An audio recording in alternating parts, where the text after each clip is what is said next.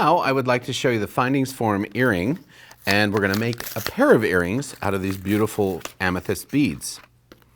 The earring is a round one. So the findings forms help you to make different types of ear wires and other various things so that you can have customized stuff for your own either use or for selling. So we're going to be using 22 gauge wire for the actual form, and I'm going to cut that. So this is 22 gauge round wire. That's also can be considered 0.64 millimeters. Whenever there's a hole in the findings form, that's where you want to start. So with this one, you can either wrap clockwise or counterclockwise around the large pin. I'm going to go clockwise, and you go around and then up through here and then back around just like this. And notice I'm not trying to wrap the wire around the findings form. I am using the findings form to wrap the wire. Then you come down here and just kind of do that, and then cut this and cut right here and pull this off. All right, so we have our basic form for the ear wire. This has a little leg off of here, so I'm just going to cut that off. And I'm going to smooth that so when it goes through the ear, it's not going to hurt you. So just have a battery operated bead reamer with the wire rounder tip.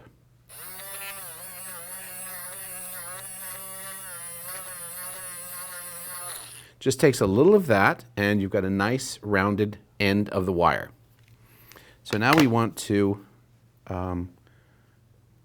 cut this off just a little bit so that we have a loop that we can hang our wire wrapping work. We're going to be using the multipliers, a pair of pliers that I actually invented. And what it does is it allows you to do regular wire wrapping without picking up and putting down two tools. You still have to pick up and put down a cutter, but it will save you a lot of time. With a few little tweaks, you'll be able to do a whole bunch of wire wrapping quickly. So we're going to go ahead and use the 22 gauge. You can use 20 gauge wire. I'm going to use 22 just so that we have everything kind of nice. And I like to load the beads onto a piece of wire so that you have them at the ready to do this wire wrapping. So just pop a few of these on. These are beautiful amethyst beads. I believe they're about a 6 millimeter. And we're going to put about 3 or 4 of these on. Let's put 5. And I'll show you how fun this plier can be and how quickly you can wire wrap. So the heads are pretty much associated with 10 o'clock and 2 o'clock, depending on which side of the pliers you are. And this allows you to see right down into the neck of the pliers so that you can make your first loop just about like this, wrap this around, just like so, then move it out here and wrap this around. Then you're going to pick up the cutters, and notice I didn't put the multipliers down, I left them in my hand. So you're going to drop this down, make your bend in the wire just like we did before, wrap this around, and grasp that, wrap this around, and do a cut here as well. Now we're going to do the exact same thing over and over. If you've ever wire wrapped, you can understand that this definitely does help create an easier, quicker method to be able to do this very thing that you have to do over and over and over. And so the best way we can do more is to be able to do it more efficiently. Drop this down, come back here, and I've got 2 of these on already, and 3 to go.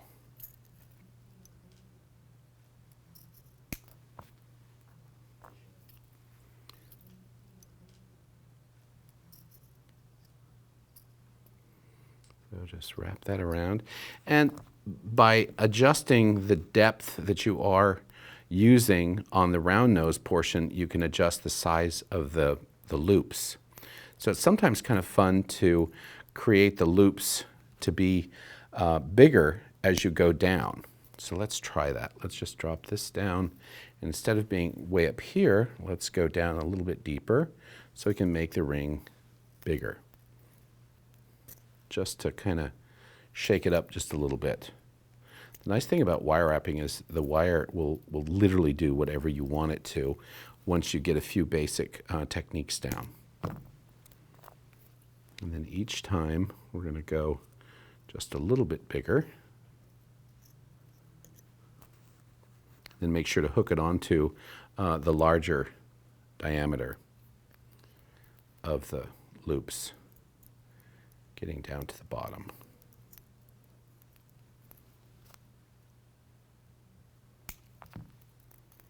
Drop down another.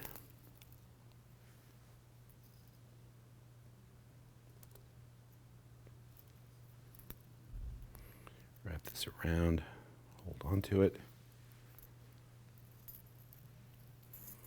I'm also getting just a little bit longer on the neck of the loop so that we have a little bit more wire to just kind of create a fun, different little look.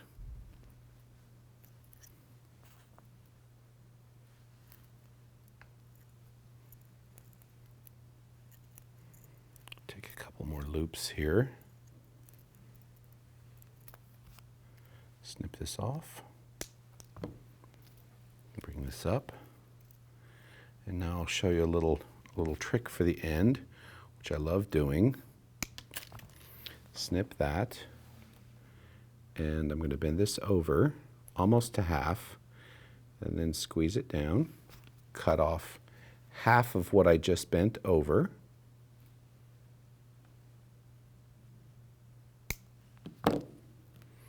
And then grasp and twist to make a nice little coil to finish off the bottom of the earring. Once you get up to the bead, you can bend it back, the coil, so that it will sit pretty centered on the bottom. So then we just have to pop this into the ear wire, and in literally no time, we have made the first part of the earring. And you can adjust this back and forth or angle it to however you'd like.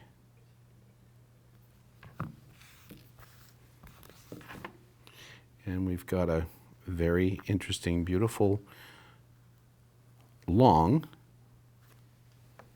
earring.